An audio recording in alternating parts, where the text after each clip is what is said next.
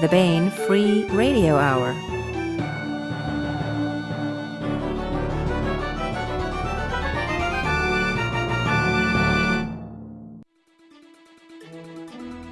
On the podcast, the talking ships of all our tomorrows, and the Blue Ridge Mountain backbone of the dragon of the Shenandoah, oranges and things that rhyme with Hecate. Plus we continue with the complete audiobook serialization of David Drake's The Sea Without a Shore, all right now.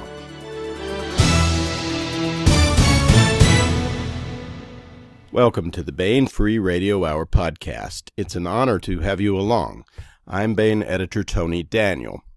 This time on the podcast, part 2 and the conclusion of our Authors Roundtable that was hosted by Baen consulting editor, advertising copywriter. If you get the newsletter, you have read his dulcet sentences. And editor of the year's best military and adventure SF, David Afsharirad. He hosted a discussion with John Ringo, Gary Poole, Kacey, Ezell, and Mike Massa, editors and authors of the great new anthology Black Tide Rising, which is set in John's Black Tide Rising series. This is John Ringo's science-based zombie apocalypse series it's more about the survival and defense of civilization and rebuilding of civilization than it is about running away from zombies. But there's plenty of running toward zombies in the stories in the anthology and in John's books, and getting rid of them with a flourish. And of course, we also continue with the complete audiobook serialization of The Sea Without a Shore by David Drake. That's all coming up. Now here's the news.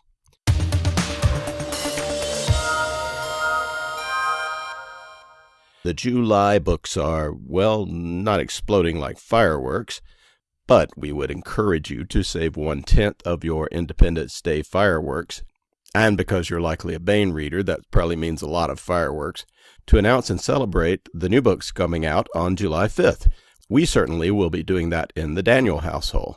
I'm going to spend my July 4th out at David Drake's place in the country where Baen author Mark Van Name brings huge amounts of fireworks and sets them off.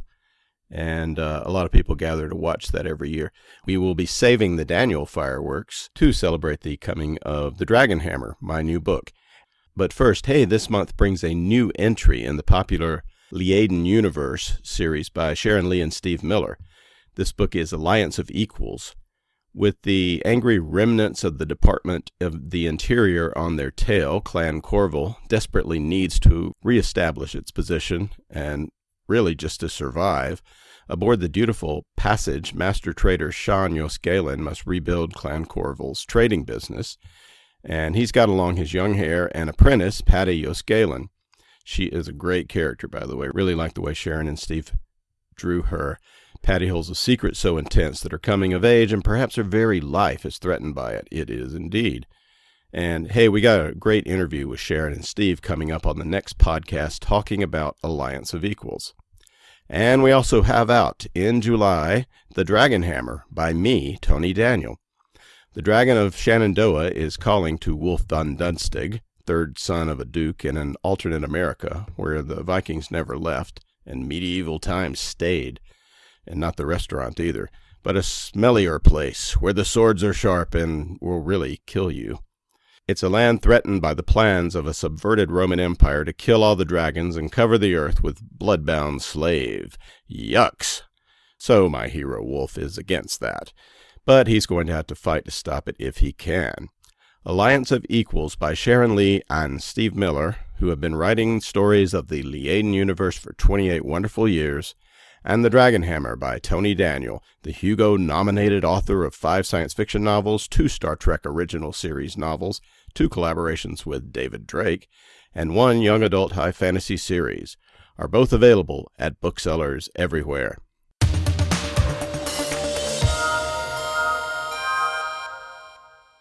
This is part 2 and the conclusion of an interview with John Ringo, Gary Poole, Kacey, Ezell, and Mike Massa, conducted by David Afsharirad, and discussing Black Tide Rising, the anthology that is set in John's Black Tide Rising universe. Part 1 of the interview can be found on last week's podcast.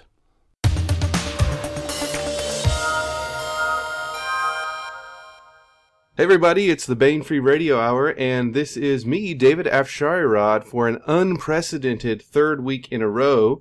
We're going to be talking about Black Tide Rising. This is just out a couple weeks ago, new anthology of stories set in the John Ringo Black Tide Rising universe. And here to talk about it today, we have the co-editor of the anthology, Mr. Gary Poole. He has been in the entertainment and publishing industry for nearly 30 years. In addition to Black Tide Rising, he's worked with John Ringo on over a dozen novels and has adapted several of them into screenplays, all of which remain in development, so we'll keep our fingers crossed for those. He is the managing editor of a successful alternative news weekly in Tennessee and spent years on radio as a talk show host and award-winning broadcast journalist. Gary, thanks so much for being here. Hey, no problem. Makes me sound almost important when you read my bio like that. We try. We also have Kacey Ezell. She is an active duty USAF helicopter pilot. When not beating the air into submission, she writes military science fiction, fantasy, and horror. Kacey, thanks so much for joining us. Thank you for having me. I'm excited to be here. Absolutely. We also have Mike Massa. He has lived a diverse and adventurous life, including stints as a Navy SEAL officer, an international investment banker, and an internet technologist. He is a university cybersecurity researcher, consulted by governments, Fortune 500 companies, and high net worth families on issues of privacy, resilience, and disaster recovery. He is, of course, also a writer, as evidenced by his being on the podcast today. Mike, thanks for coming on. Delighted to be here and looking forward to it. And last but, of course, certainly not least, we have the other co-editor of Black Tide Rising and the creator of the Black Tide Rising series, Mr. John Ringo. He is the New York Times best-selling author of the Black Tide Rising series, as well as the Poole War series. In addition, he has written the Council War series and the nationally best-selling techno-thriller novels about Mike Harmon. He's collaborated with Travis S. Taylor on the Looking Glass series, as well as with fellow New York Times bestseller David Weber on 4 novels. That's just a fraction of his output, but we only have so much time on these podcasts, so I had to cut it short. John Ringo, thanks for being on. Yeah, I'm not ADHD or anything. If you look up the word prolific in the dictionary, it says see John Ringo. Let me do my intro on this. Okay. The wonderful thing about this particular podcast is that the two most important people are the enlisted people. And the officers have to just kind of sit there, right? It's the E4's revenge on the O3s. Yes, the E4s have taken over. It's the E4 Mafia is in charge. So you're saying, John, that the O3s get to sit there while the E4s do all the work? That sounds about right, Mike, don't you think? No. We made you do all the work. That's the wonder of it. we assigned you guys casters. Yeah. I thought you meant for the podcast itself. That's funny. So there are some familiar names to Bane readers, probably, besides John Ringo. Eric Flint, Jody Lynn Nye, Sarah Hoyt is in here. Ted Roberts, who does a lot of nonfiction for Bane.com. But there's a lot of names that maybe aren't quite as familiar. I just wondered how you went about assembling the team, Gary and John, of who you were going to invite to do these stories. Well, when we sat down on John's porch, and I just had a notepad, and we started throwing names back and forth of people that we knew, people that we liked the writing, and people we thought from talking to over the years at conventions and stuff that, had the gift. And, it started writing. There is a really good balance here between very established writers with names that you'll recognize and, the next generation of writers that are coming up. And I can tell you that, honestly, and I'm not just saying this for promotional purposes, there is not a weak story in this entire anthology. I was incredibly pleased with the work that came in. And one of the names you didn't mention is Michael Z. Williamson, who has done a number of novels for Bane. And his story is probably, hands down, one of the funniest stories in the book, because it is kind of a middle finger at all the people that complain about hoarders and preppers. A really short description of the story. It's basically Mike Williamson when he's really, really old. And his grandkids have made him sell all of his guns and all of his preparatory supplies, and then the zombie apocalypse hits, like, right after he sold everything. Right. It turns out that, no, he didn't sell everything, because there's stuff buried in the backyard, there's stuff under the porch, there's stuff in the hidden room behind the basement, there's stuff. Yeah, so.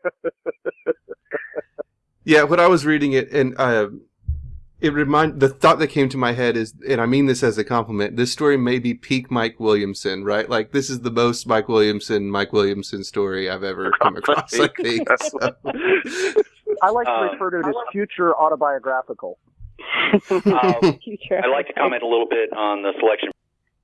A while back I did with, it's got Brian Thompson on it, but it was actually Jim Minns, because Brian Thompson passed away. An anthology called Citizens, the basis of which was all of the authors would be veterans or active duty military. It was the Heinlein's Citizens quote from Starship Troopers. I was initially given a whole list of stories and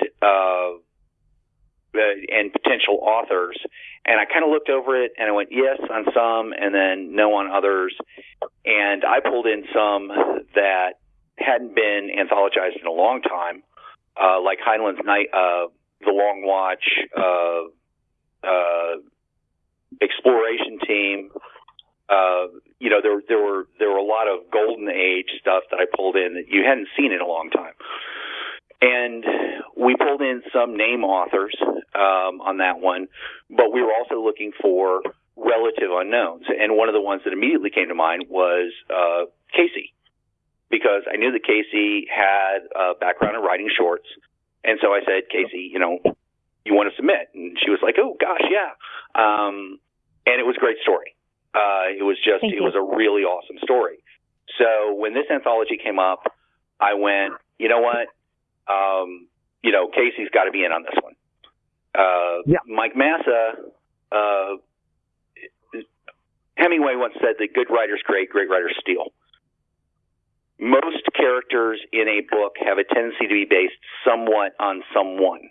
And one of the characters in the first book, Tom Smith, was very actively based on Mike Massa. So there was a story that I wanted to write about what was going on in New York in the background of the main book. And I just didn't have the background, and I just didn't really have the ideas. So I went to Mike and I said, Mike, what do you think you can do with this? And Mike went, oh, sure.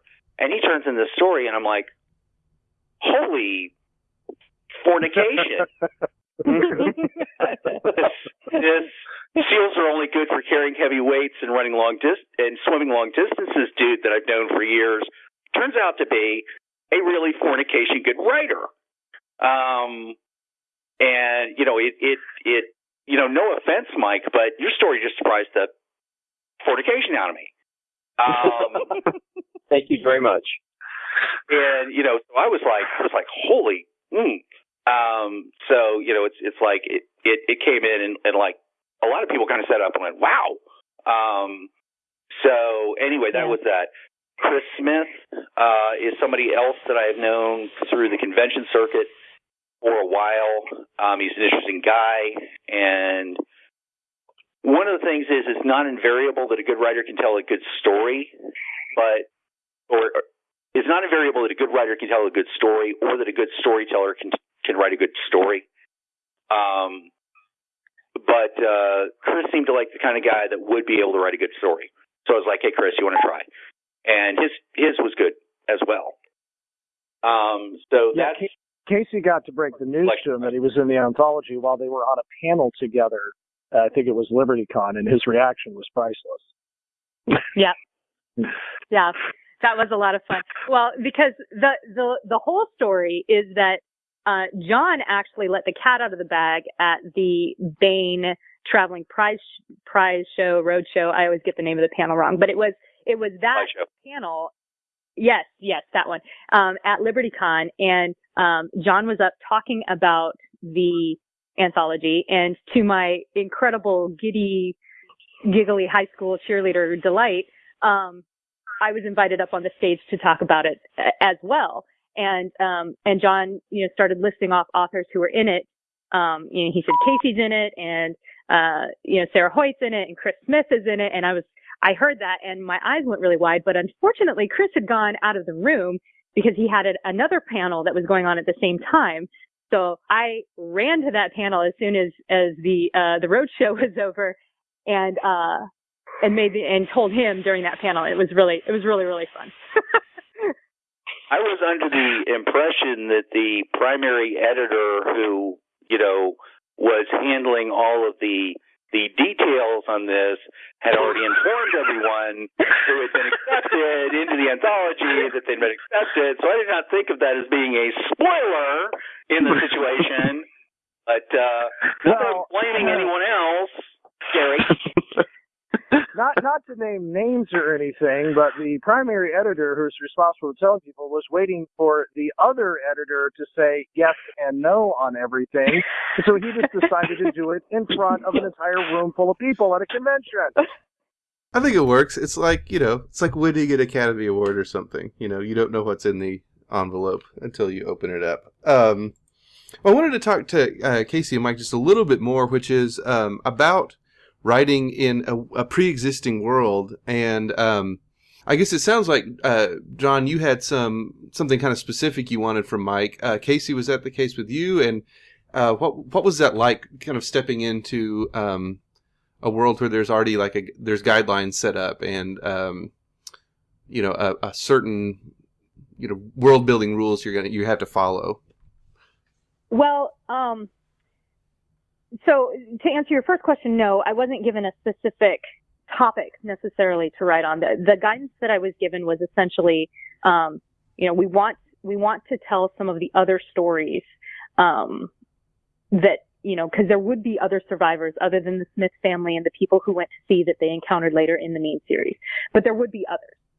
We want to tell some of those stories. And, I talked earlier about sort of some of the sources of the inspiration for the scenario that I came up with. And I ran that scenario by John and Kelly and got the green light. And John made very clear to me that at that time he said, look, if you're talking about a team of cheerleaders, understand most of them are not going to make it. In fact, unless you find some sort of source of vaccine, you're talking 70-30. And if you do find sources of the vaccine, you're probably talking about 50% until they get vaccinated. And so that was sort of how I came up with who lived and who died in my story. As far as, what was it like to write in someone else's world? The truth of the matter, and I don't know, maybe I shouldn't say this, maybe this is a dirty little secret, but the truth of the matter is that I've been writing fan fiction for my own enjoyment since I was a kid. I've said before that the whole reason that I'm a pilot is because I fell in love with Anne McCaffrey's Dragon Riders of Pern series when I was a kid, and I wanted to be a dragon rider. So I would make up stories about what it would be like to be me riding on the back of a Pernese dragon, doing the things that Pernese dragon riders do. So that, and obviously I would follow the rules of her world. So all I really did was, something. You need to tell Todd McCaffrey that at LibertyCon. I told him. I told him that. He thought that was funny. So because I read the Black Tide Rising books, I had a familiarity with the universe and with kind of how it worked. John and Kelly sent me the electronic files, so it was easy to go back and search for, like when I wanted to look up how do you make vaccine, I was able to, Control F and find that section and read through it again and make sure that I wasn't violating anything by that. But yeah, no, because I'd read the works and was a fan of the works, it wasn't hard to imagine, how would I function in this world? How would this character function in this world? So. Mike, how about you? What was it like for you stepping into this universe? First off, it was tremendous. It was a huge honor to be asked to participate, and many, many thanks to John. And I don't think John's giving himself enough credit for some of the coaching and suggestions that at least I know that he gave me, that I think made the story a lot better. For me, I automatically assumed that a lot of the stories ashore were going to end with a very, very, very high body count. Yeah. And again, I lived in Manhattan for a time, and so I was thinking, man, it's cheap to travel there. I can't see how that, it's going to be an absolute charnel house. But Gary released a very useful document that was called the Black Tide Bible, which was basically several sheets of facts and timelines and key things that all the different anthology writers, contributors could respect. And that actually I referred to that repeatedly, especially in the timeline component. That was very helpful. It was very helpful. I don't know if that's standard practice. I'm a new writer, but I found that very, very useful. When you're working in a shared universe with a bunch of writers that haven't written a universe before, especially for a 4-book, very long series, John does not write short books. It's really helpful to have a handy Bible. It's called a Bible that kind of gives everything. And I take that from a television screenwriting background. When you're writing in for episodic television, which I've done, you have a show Bible so that you know what's gone on before and often have an idea of what's happening afterwards, so you can keep within the proper universe. So, that was taking a television practice and putting it into anthology form, which a lot of anthologists do for books like this. And there's a real good reason for it, because it helps for consistency amongst facts and figures. Yeah, a lot of my universes people wanted to do anthologies in, and they're like, but we need a Bible. And I'm like, well, hang on a second. I've got King James. I've got the Vulgate. What? Well, we need to know everything about the universe. Yeah, it's all in my head, man. Unless you can read my freaking head, find somebody to do it. Oh, hey, Gary? Yeah. One of the things that I tried to do is have a map laid out. And in the story that takes place in Manhattan, all the streets, all the directions of turns, all the names of subway stations, et cetera, are all logistically, possible given sort of time and speed calculations for what the Burts are doing and where they are and so forth. Yeah, you would never survive in television, Mike, because we never do that in TV. You have people drive from one side of Manhattan to the other in 3 minutes, okay? I mentioned that John Ringo wrote 2 stories for this, but he also wrote an afterword. And at the beginning of his afterword, there's a quote from you, Gary, which is, there is something about the destruction of civilization that connects with the modern reader. And John kind of gives his answer, and I'm going to ask him to give an abbreviated version of it here in a moment. But I thought maybe Kacey, Mike, and Gary, you can tell us, what is it that because zombies are very popular, as evidenced by the fact that this was, I think, #1 on Amazon science fiction anthology. So congratulations. But, and obviously also we've got The Walking Dead and umpteen million zombie movies. So, what is it, do you think, that, about the destruction of civilization that connects with the modern reader? Gary, it's your quote. Why don't you start? Well, he's quoting from the foreword in the book that is written by me. Little plug there. It's a short foreword because we talk about this. John and I have a lot of random conversations. We talked about this dystopian fiction that is so popular right now in books and TV shows and movies and video games. The really popular ones are very dystopian. As a matter of fact, about the only utopian genre out there is Star Trek. But the thing is that people, I think, are fascinated with the end of the world, and it's kind of hard to really figure out why. It's just, it connects with the modern reader. The problem that I have with it, and which I addressed in forward, is that far too many of the stories are all about the fall and never about the rebirth. If you think about all these dystopian stories and video games and movies, it's all the end of the world, but never what goes on afterwards. So, and the whole series in Black Tide Rising, it is about the rebirth of civilization, the rebirth of society. Sure, we've lost 95% of the human race to a disease, but that doesn't mean everybody just gives up and lays down and dies. We as a species are unbelievably resilient. And I actually believe that, maybe not this specific universe, but I believe that people would not only survive any type of dystopian apocalypse, be it a comet strike or whatever, but would work very hard to rebuild and restore some semblance of civilization. So what Gary's talking about as far as the focus of the main series and also the stories in the anthology on, not just how bad it's going to suck when civilization falls, but how do we get through it and how do we build from that on? That is one of the things that spoke to me about the original series that John wrote, the 4 books. I hate, along with John, I hate zombie fiction. I hate zombie movies. I can't watch The Walking Dead because it pisses me off, because I watch it and I think to myself, how would I survive this situation? How would I get my children to survive this situation? And not only do the characters often make bad decisions that should leave them dead, but it doesn't because it's TV. But, and I'm not just talking, I don't mean to be bashing The Walking Dead, but this is endemic throughout the genre of zombie fiction that I have seen. John's work stands out as an exception to it because it focuses on the rebirth, like Gary is saying. And that, I think, is one of the reasons why it resonated so much with readers and fans. If I can speak for other readers and fans like myself. So that's one of the reasons why I think it's such a wildly popular series and why people are interested enough to hear and read about the other survival stories that John didn't cover in the main series. Mike, do you have anything to add to that?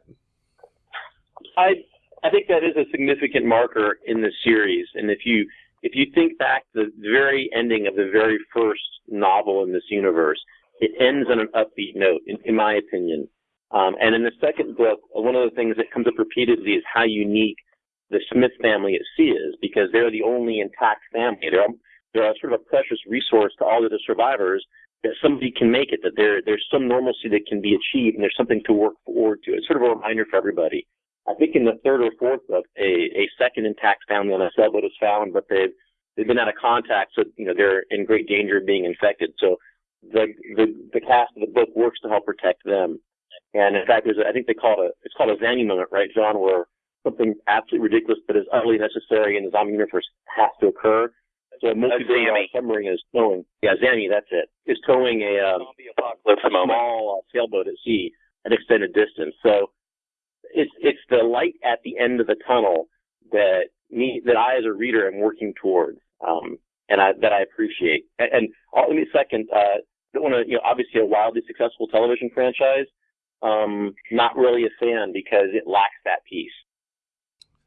Yeah, and we're bagging on Walking Dead a lot, and I think not without good reason. But I think it is, what is the word? It's a synecdoche. I always can't ever say that right. For kind of most zombie fiction, at least, or the majority of it, and I think that's why we're picking on it. It's entertaining. It's well made. It's well acted. It's got good production values. It's entertaining, but it's just entertainment. John's stories and the stories in anthology engage the reader's brain. It makes people think. I mean, John's final story in the book deals with an issue that nobody else, I think, had even seen coming, and it's a really deep philosophical debate that I found utterly fascinating. Yeah. We won't spoil it, but yeah, I completely agree. John, I know you kind of answered that question in your afterword, but did you want to say something about what it is about the destruction of civilization that connects with the modern reader? Human beings are not evolved to live in large civilizations. We evolved in relatively small groups and septs, and we constantly replicate this. Kacey was talking about, cheerleaders. Our high schools are based around Paleolithic tribes. They all have their individual shamanic mascot, whether it be the Wildcats or the Panthers or the Bears or whatever. The kids in the schools organize themselves in very, very Paleolithic ways. Yet within each of those Paleolithic tribes, an individual was important in a way that most individuals in civilization are not. So if you take civilization away, then the individual can put themselves into a situation where I can succeed in this situation and I can be important within a smaller tribe. And that is a big aspect of the Mad Max movies, The Walking Dead, all the various post-apocalyptics. Everybody's talking about zombie books now. You know, it's all zombies, zombies, zombies, zombies, zombies. During the 1950s, it was all, on TV especially, it was all TV and movie, it was mutants, mutants, mutants. During the 1980s, it was the 1970s and 1980s, it was the nuclear war that was going to happen at any moment. Terminator, the future of Terminator is essentially a post-apocalyptic survivalist environment. The other thing that was in the 1970s, which was what Mad Max came out of, was the complete depletion of all resources. So you see this consistently, but it is it's all about people trying to graft back to the Paleolithic tribe. That's my take on it. That's an interesting take that I don't think I've heard before, but it makes a lot of sense when you lay it out like that, to me anyways. Well, guys, we're getting close to being out of time here, but I wanted to ask, I felt like there were some hints dropped, and I do know a little bit about this, but I wanted you guys to tell the readers what is next for the Black Tide Rising series. Is this it, or is there going to be more? But wait, there's more. If you order now, we'll get a free set of Ginsu knives. Yeah, there's I'm outlining the next core book right now. One aspect of that outline is waiting on another book, which I can't announce yet because it's going to be announced at LibertyCon. I need to know some of the stuff that goes on in that book before I can decide how the next core book goes, because we might be linking some characters back up. And as to an additional anthology, we're in discussions about that. Got a few things working for those who like the series and who are wanting more. Gary, did you have anything to add to that, or no? Well, one of the things I just wanted to point out for folks that are people that like to attend the science fiction conventions, we talked about two conventions that a lot of us go to a lot, which is LibertyCon in July in Chattanooga and DragonCon in Atlanta over Labor Day weekend. At LibertyCon, we're going to have almost all of the writers in the book there for a roundtable discussion and mass signing, and we'll be able to give a lot more information about the future of the series.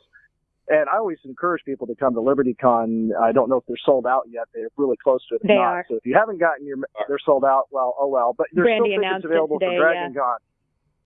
Yeah. So, and I always encourage people to come to DragonCon too, because it's more fun you can have in 4 days anywhere else. And a lot of us will be there as well. And there's always a Barfly suite there, and you can hang out with a lot of writers and fans. And it's just a lot of fun. Conventions, I strongly encourage people there because, you'll get us in casual and we'll talk about the future and the series and the stories, and we'll hopefully won't be worrying about spoilers or having to say fornication. Well, in closing, I want to ask one last question. So John Scalzi and Dave Klecka wrote a story called On the Wall, which is entirely dialogue, 2 characters talking, and they get into it's pretty funny at times, and it's a good story. And one of the characters wants to play the game of which celebrity do you think made it out of the zombie apocalypse. So I want to close with everybody. We go around the circle. If there is a Black Tide Rising zombie apocalypse, which celebrity do you think would make it? I'll let whoever wants to start. First of all, I already covered a whole bunch of celebrities that did and didn't in one of the books. For example, Paris Hilton did not. No, Paris Hilton did not. Okay. But on the other hand, but I would like to point out, John. Huh? If you don't mind, John, I would like to interrupt you to point out that 2 of the ones, at least 2 of the ones that you did have survive, happen to be helicopter pilots. So just saying, we're kind of badass like that. Which 2? Harrison Ford and the Prince. Yeah. Who and the Prince. The Prince is a helicopter pilot. Both princes are helicopter pilots. Oh, yeah, I wasn't counting the Prince. I thought you meant one of the celebutants that was in the... Oh, no, yeah. Okay. No, Harrison Ford can't survive Star Wars, but he'll survive the zombie apocalypse. That's right. Well, from the discussion that was in that, okay, one of the things I've got to totally disagree with, or I can't remember if it's agree or disagree, but Angelina Jolie definitely survives. I think she's just so kick-ass. She's, if she gets vaccine, she's 100%. So are her kids. She's going to kill any zombie that gets near her. Yeah, I think you agree. I think they said she would make it, but Brad Pitt would not. He's movie tough, not real world tough. Is what. Keanu Reeves is going to be face. Well, my pick, I was going to say, I think William Shatner makes it. Captain Kirk. I know he's in his 80s. I think he still makes it. That's just my opinion. I could be wrong. I think David Lee Roth would make it because he's a New York City paramedic. Yeah, he probably would. The guy from Fargo and Reservoir Dogs, with the teeth. Steve Buscemi? Yeah, Steve Buscemi makes it. Yeah, he's a New York City. Yeah, that's right. The Arlie Ermey's going to make it and let it at the same time. Gunny Ermey? Arlie Ermey's immortal. He's immortal. He's going to live to like 1,012. Hang on a second. I just got the image of Arlie Ermey and Shatner on a sailboat with a whole bunch of supermodels. Okay, that better be in the next anthology. I don't know what you guys are gonna have to do to get the rights to the likeness, but it better be in the next anthology. That's all I can say. All right. If you're a Marine, gunnery sergeant. I want to see Arlie Ermey's encounter with Faith. That's what I want to see. Oh yeah, absolutely. All right, guys. Well, this was a lot of fun. Do we have any last comments that we want to get in before we wrap it up here? I have a comment, if you don't mind. Sure. Absolutely. I'd like to seize this public forum to say thank you to John and Gary both for the opportunity and for the invitation to play in John's world, because it really was a lot of fun, and I really enjoyed it. So thanks for the trust, guys. This is Mike, but she said better than I can say it. To this day, it is a little bit weird for the former paratrooper border maggot to have O3s saying thank you for something. Yeah, John, your officers must have been dicks. I thank my E3s all the time. I was in TRADOC. All of our officers were anyway. Well, you weren't actually in the Army. You were in TRADOC. That's true. Thank you for pointing that out. Ouch. All right, guys. Well, it's been a lot of fun. Thank everybody. Mike Massa, Kacey Ezell, Gary Poole, and John Ringo. The book, as we have been talking about, if you haven't figured it out yet, is Black Tide Rising. It's an anthology. It is out in hardcover from Baen, from reputable and disreputable booksellers everywhere, as I like to say. So pick it up. You will not be disappointed. Guys, thanks so much for being on and for talking with us. It was a lot of fun. Thank you.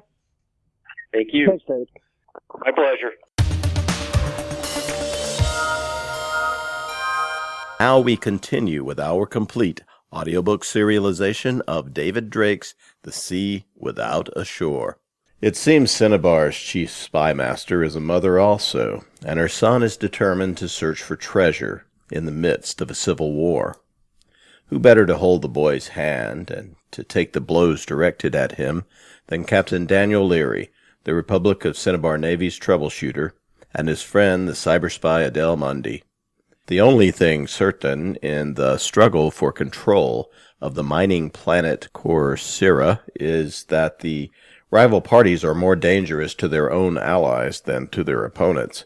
Daniel and Adele face kidnappers, pirates, and a death squad even before they can get to the real business of ending the war on Corsaira and bringing their charge home, maybe along with ancient alien treasure.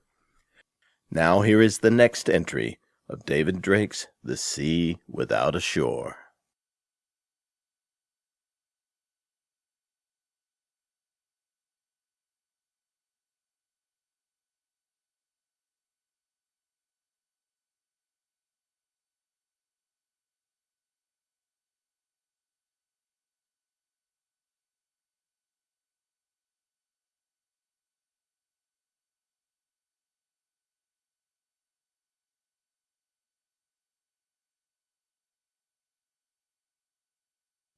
Chapter 2. Bantry Estate, Cinnabar. The run back to Bantry Village was long and tedious at the best speed the skiff could manage, but Daniel found that he didn't care. He sat, more comatose than relaxed, in the bow while Hogg held the tiller. Not that much guidance was required.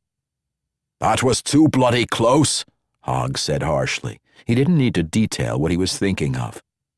Even this close to shore on a calm day, the skiff was unsteady when they crossed the inlet through the barrier islands.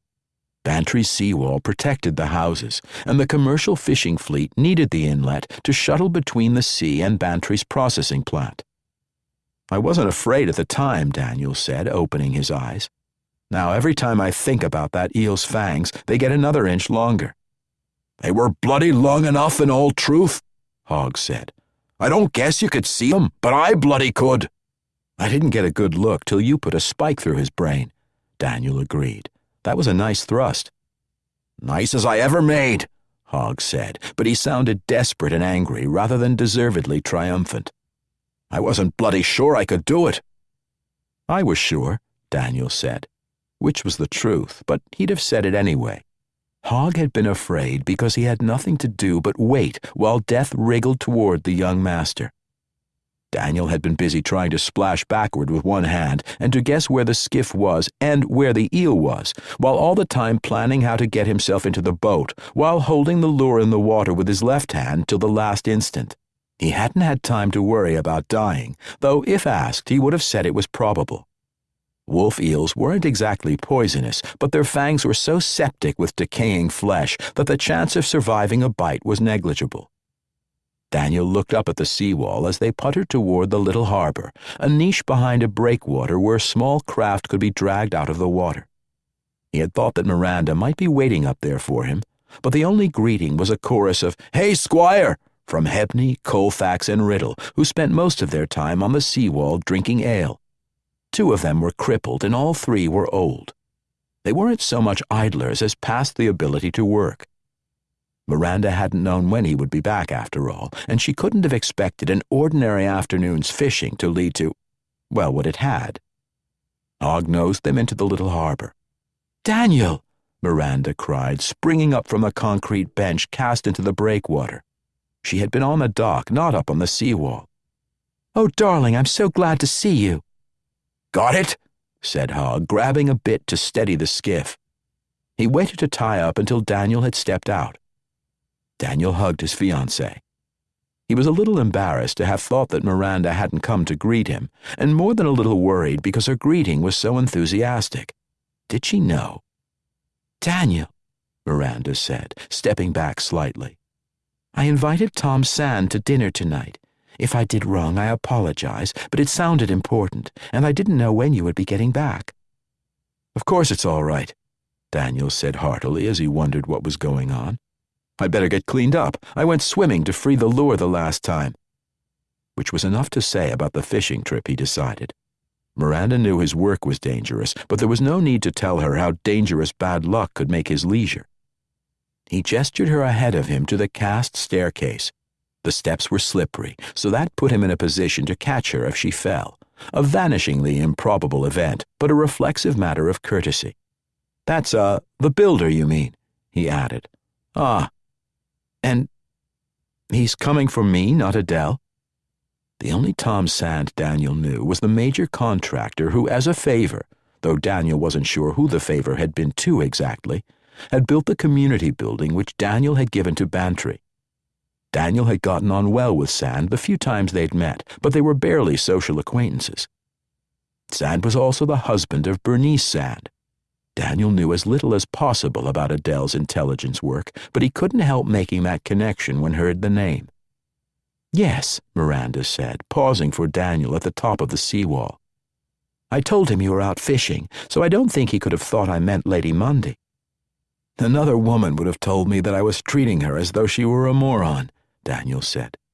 "You are far too sweet to say that, even if it's true, for which I apologize." He grinned and kissed her. A pair of housewives chatting on one's doorway giggled, and a man, one of the trio on the seawall, cackled, "Give her another one, Squire! She's too pretty to stop there!" Miranda was tall and fair, attractive by any standard. She wasn't beautiful at a glance, but even on first meeting, she had projected an aliveness that set her apart from the conventionally lovely girls whom Daniel had dated to that moment. Daniel waved to the idlers but avoided eye contact. He was the squire whenever he visited Bantry, in fact, though not by law. He had the respect of everyone on the estate and their due deference also. But a free citizen's deference didn't mean slavish kowtowing. Though Daniel was first among equals, the folk he'd grown up with were his equals as men and women. It was a little awkward, Miranda said in a low voice as they walked toward the manor house. Cloris, the housekeeper, Widow Green, took the call and told me that Master Sand was calling for the squire. I picked up the phone and said that you were fishing, but that I'd have you call back as soon as you got in. And I called him Tom because of course we've been introduced. Right, said Daniel, nodding. He hadn't seen the problem yet, but he knew there had to be one for Miranda to be agitated. He hadn't planned to tell anyone but you that it was him calling, Miranda said. Cloris recognized his voice, and I didn't realize that he hadn't identified himself. He was surprised when I called him Tom. Daniel laughed. Cloris has an ear for voices, he said. I doubt she's heard Tom Sand speak more than half a dozen times in all her life, and that just a few words each. I certainly wasn't expecting to hear from him. He looked sharply at Miranda as they reached the veranda. Did he say what it was about? He asked to come to dinner, Miranda said, entering as Daniel held the door for her. He said his wife wouldn't be along. I told him that he was welcome and that if he liked, I'd leave Bantry. She paused in the front room. The rambling old building was being spruced up now that Daniel was spending time at Bantry again, but the air held a cutting hint of the bleach which was being used on the mold. He said he wouldn't think of putting me out, but that yes, he'd appreciate privacy with you during dinner, she continued, holding Daniel's eyes. I know it wasn't my place to invite him, but he sounded so worried, and I didn't know how to get to you. Daniel took her hands. Miranda was as concerned as he'd ever seen her, afraid that she had interfered in his business. Throughout their relationship, she pointedly had tried at all costs to avoid that. Thank you, dear, he said. You did right. You had to make a decision, and you chose the better of two options. Either was acceptable, and anyway, I wouldn't be upset if you'd guessed wrong. So it's 3 for dinner, Mirandy? Mistress Green said, calling across the front room. Daniel and Miranda were still in the entrance hall with old paddles, fishing poles, and yard tools, some of them broken. 2, Cloris, Miranda said, looking over her shoulder with a bright smile. I'm going to check with Gwen Higginson, wife of the head of the fish processing plant, to see if they've got room at table for me while the men talk business here. Mistress Green snorted. If she didn't, she'd put her husband out in the shed to make room, she said correctly enough. Cloris, Daniel said. Hogg and I caught some sprats. Tom Sand and I will have those, but I've got to shower. That car of his will make it from Xenos in 2 hours if he pushes it. I've laid clean clothes on the bed, Miranda said. She caught concern in the slight tenseness at the corners of Daniel's mouth. No, nothing fancy, she protested. Just like what you're wearing. RCN Utilities, only clean.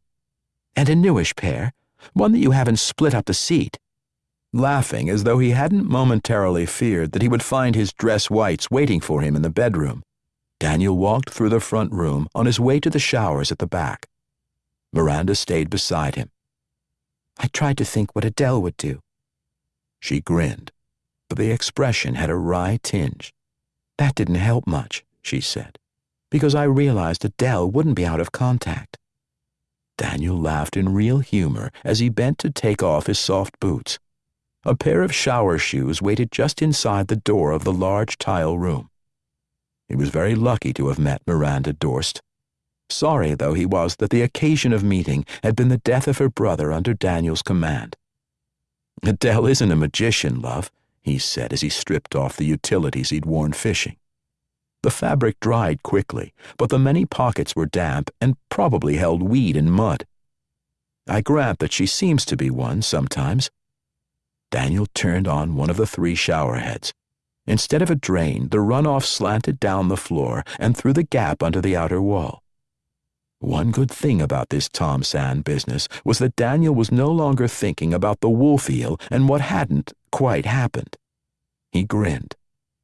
Instead, I can worry about what Mistress Sand's husband needs to tell me in secret, and what that means for me and Ezell. Xenos on Cinnabar. The Shippers and Merchants Treasury had become Ezell's bank shortly after she had returned from exile, to Xenos. It was the first time in her life that she'd had money of her own, a share of the prize money won by Lieutenant Daniel Leary for himself and his crews. Ezell, much to her surprise, had been included in the share-out. As she and Tovera came up the sidewalk, the doorman smiled and opened the bronze-grilled door with a flourish. "Very glad to see you again, Lady Mundy," he said. Ezell hadn't entered the bank in several years. She had no call to. Had the doorman been warned to expect her, or was his visual memory really that good? She smiled, or at least almost smiled, as she gave the doorman a nod of response. Deirdre Leary was in her different way just as able as her brother, so both were probably true. Ezell stepped into the lobby of dark wood, polished stone, and more bronze. She was sure that the Shippers and Merchants handled its affairs with state-of-the-art technology, but it made a point of looking quaintly old-fashioned. Comfortably old-fashioned, some people would say. For those who wanted more modern surroundings, there were other Leary enterprises to accommodate them. Ezell noted the significance of the fact that Deirdre, who was the managing partner of most of those enterprises, had chosen the Shippers and Merchants as her personal headquarters. The majority owner in all cases was almost certainly Corder Leary, the man who had wiped out the other members of Ezell's branch of the Mundy family. If Ezell had looked into the matter and found proof of that ownership, she might feel that she had to do something. She would never look. She wasn't interested in business.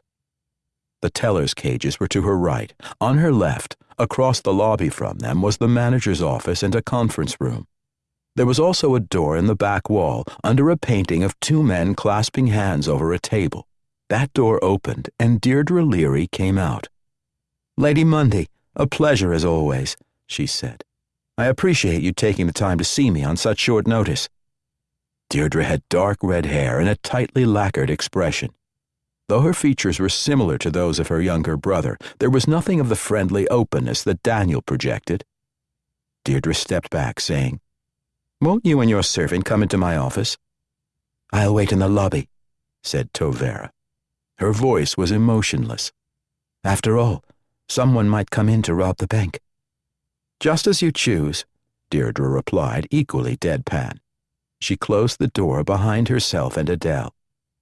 Ezell sat on a carved wooden chair without being directed and took out her personal data unit. Whatever the purpose of this meeting, it was more than simply social. Ezell's relationship with Daniel's sister was equivocal. Deirdre clearly had her brother's best interests at heart, to a greater degree than Daniel probably realized.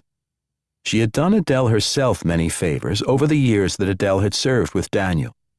That did not make Deirdre Ezell's friend. It just meant that Ezell felt a degree of obligation to the other woman, which she would willingly repay if circumstances permitted it. Deirdre was also her father's representative in matters of business. Ezell owed Corder Leary a debt also. Because of her friendship with Daniel, she wasn't actively looking for an opportunity to pay it. But if she ever happened to come face to face with Speaker Leary, she would make every effort to shoot him twice through the eye.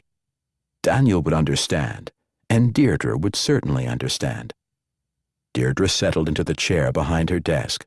The room's furniture was of dark carved wood with leather seats on the chairs and a leather pad framed by wood for the desktop.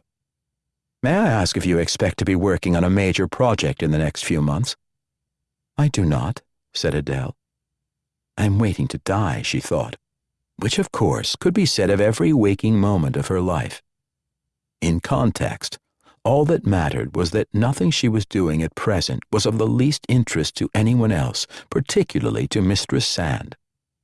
Because Deirdre waited instead of leaping in with a comment, Ezell said, "Daniel is relaxing at Bantry. He invited me to join him, but I wasn't raised to appreciate the delights of rural life." She smiled slightly. "Fortunately, Daniel and I know one another well enough that I don't have to pretend interest in his offer to avoid offending him. At some point, probably very soon, judging from Daniel's past behavior, he will decide that he wants another command. I will expect to accompany him when he does." "I see," Deirdre said.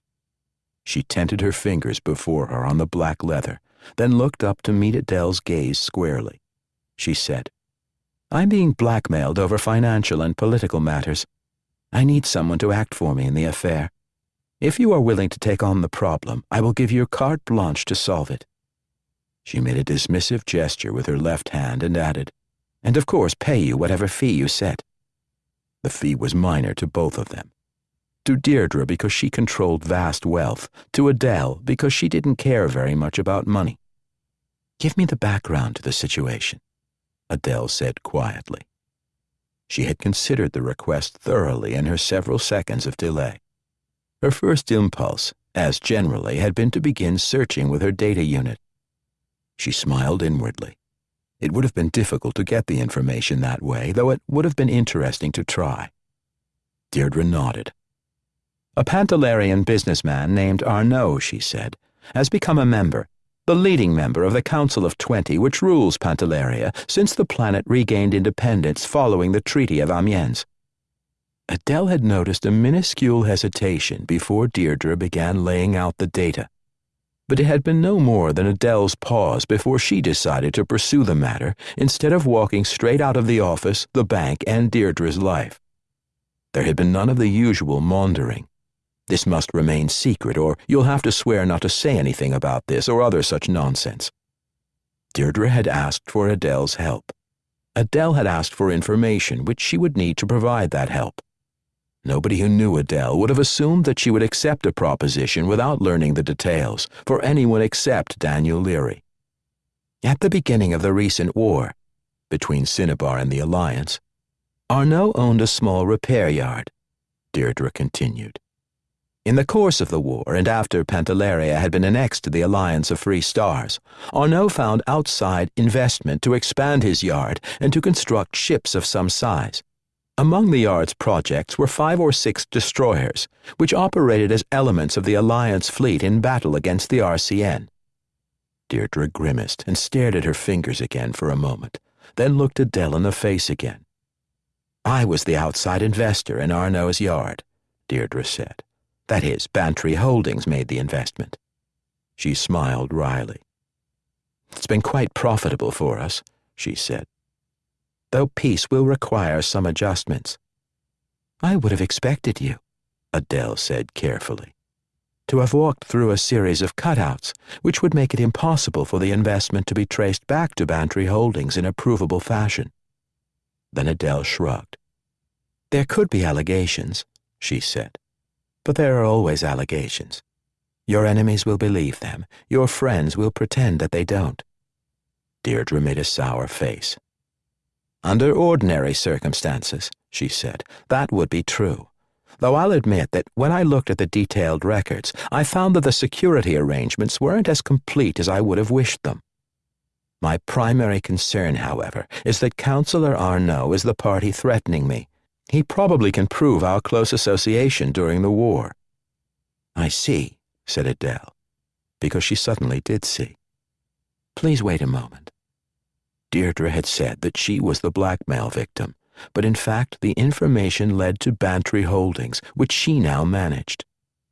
At the time the initial investments were made, Deirdre could not have been more than 10 or 12 years old. Corder Leary himself had been in charge. Adele felt her lips quirk into a smile. She had allowed herself to pretend that she could associate with the Leary family, but not with its patriarch, Speaker Leary, who had murdered her family. Reality had just forced its way to the front, as it had been certain to do unless Adele had died before that happened. She had 2 options. On reflection, she found herself unwilling to cut herself off from Daniel Leary and through him the RCN, the first real family Adele had known in her life. "All right," Adele repeated. "In for a soldi, in for a florin."